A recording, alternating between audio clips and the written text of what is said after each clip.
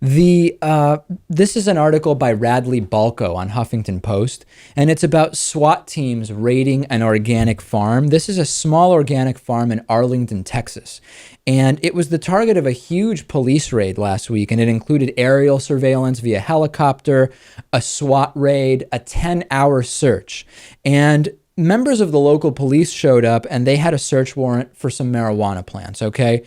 Turns out they found no marijuana plants at the Garden of Eden farm, but they did find some 17 blackberry bushes, which they seized, 15 okra plants, 14 tomatillo plants, and some native grasses and sunflowers.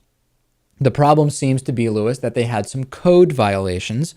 The grass was too tall. They had some bushes growing too close to the street. Okay, here's the deal. Number one, the over-militarization of police has become completely ridiculous. And the argument here is that there were some felony-level offenses, and that when that's the case, you show up armed with a full raid team. In this case, it was a SWAT team.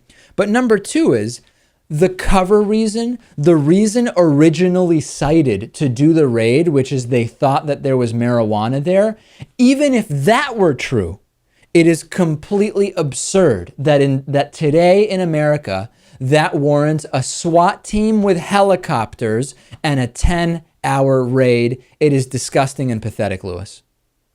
Yeah, and this doesn't surprise me at all that this happened in Texas. Of course, it's part of that whole drug paranoia, right. I think, really, that is not happening in a lot of other places in the country. Let's focus on poverty. Let's focus on corporate corruption. Let's focus on even using marijuana to find cures or to treat conditions, right? The way many states are actually doing militarized SWAT army-style raids for some marijuana plants, and it turns out to be code violations. There were blackberry bushes too close to the street, Lewis. Send in the choppers and the AK-47s.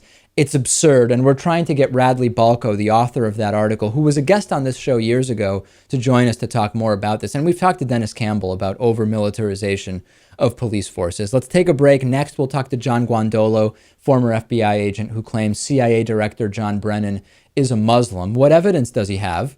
I'll ask him next.